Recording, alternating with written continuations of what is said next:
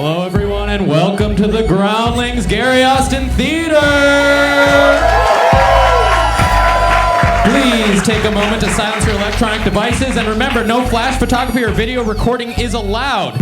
This is ridiculous. Without further ado, put your hands together for your host, Adam Feuerberg.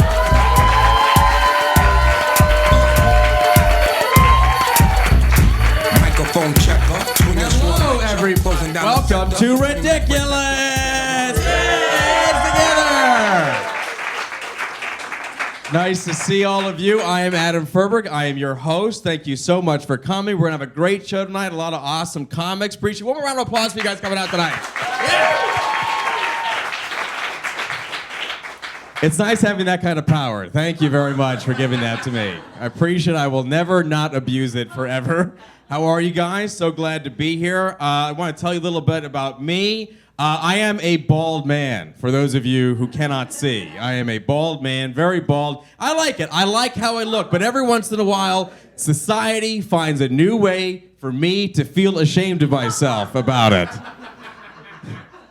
Recently moved, and I had to go get a new ID from the DMV. And there I was at the computer screen, filling out the information as I always have. There I am on hair color, ready to select black, as my hair has always been. And the lady at the DMV comes up behind me and says, actually, we have a bald study now. You got to change your hair from black to bald. I'm legally bald now, everybody. It's the law. Made me do it.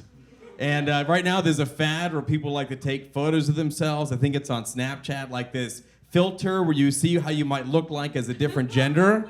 I did that. I took a photo. I'm still bald. With the gender swap app. Like, don't get me wrong. My face is perfect. My makeup is on point. But my hair makes me look like the Crypt Keeper.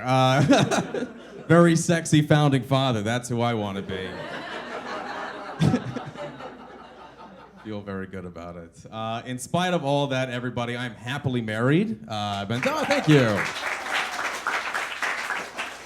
Remember when I said I knew how to make you all clap on command? Thank you very much for everybody for playing along. You're such great sports. Married for about a year and a half now, and I think the reason why I've been able to make this work, we've been together for about 5 years total. I'm married, and I met someone, and I'm with someone who accepts me for who I am. Yeah, thank you, right? I've been described as mushy or too in touch with my emotions, and my wife likes that about me. I remember the first time that she came over to my old apartment when we lived separately, she brought over a copy of the movie The Notebook because she thought it was funny that I'd never seen it.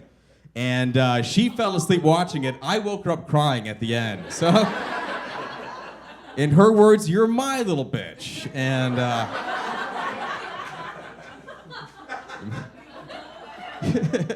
we make it a thing. We make it work. We make it work. It's very good. Do y'all want to learn how I proposed to my wife? I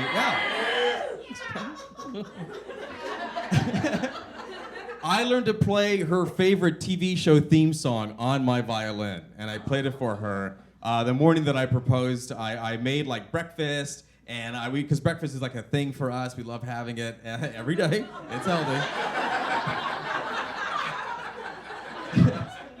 The TV show was The West Wing. I also married a nerd, so she's perfect for me. And I played it for the song for her at like 9 o'clock in the morning on a Saturday. I got the appropriate response, what the fuck, it's Saturday. She was not happy about it at first, but when she figured out the song and she saw that I made breakfast and rose petals and everything, thank God she said yes, few. But I'm so glad that I have the ability to play the violin now, because I can learn a song in a couple days and play it for maybe the most important moment of my life. Did anyone grow up playing an instrument as a kid and like not like it at all? What did you have to play? The violin. Did you also like? You did not like it, right? Okay, finally. Also, someone who didn't appreciate their childhood. Fuck yeah! Thank you very much. Because sometimes when I'm like, hey, did anyone else have to play an instrument? And the room is silent. I'm just the ungrateful asshole who. I remember the worst fight that my mom and I ever got into when I was practicing. I didn't want to practice. She was yelling at me to do it. I remember at one point she called me a fucking idiot, which like was hurtful at the moment, but the next day I totally bragged to my friends at school. My mom said, fuck, isn't that cool? I had the cool mom for 24 hours. It was great.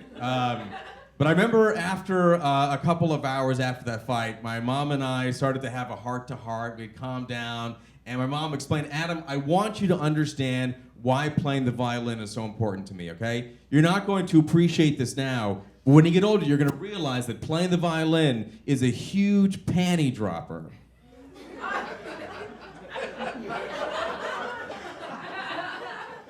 I was 8 years old, and she's right, I'm married. My mom just wanted me to get laid, everybody. That's what it all comes down to.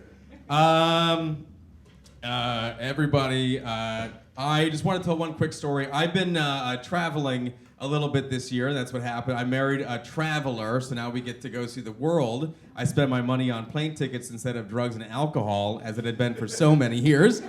Cleaning it up a little bit. We went to Spain. I'd never been to Spain before, and I have to tell you, the only thing they have to feed you in Spain is ham. It's all ham. All the food is ham. Every meal. If you walk down every building, every storefront has pigs in the window, just legs of pig. Doesn't even have to be a butcher. I walked by a building, legs of pig in the window. The building said preschool, I think. It was Spanish.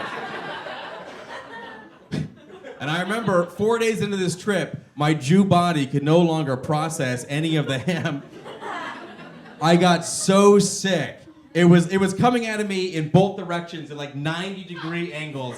Use the mic stand as like a perfect 90-degree angle thing. It was like the continent of Europe was reminding me that my people were still not welcome.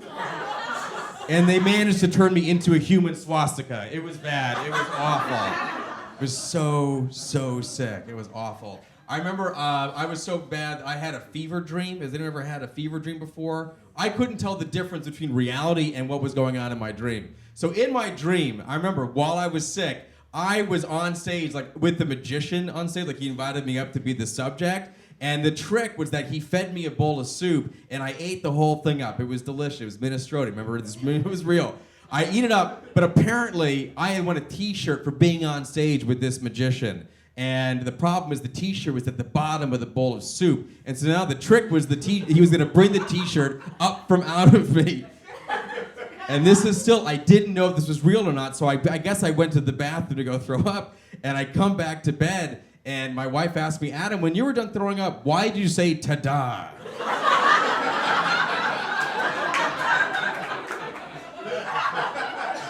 Because it was very real. You guys excited for a fun show tonight? Yeah!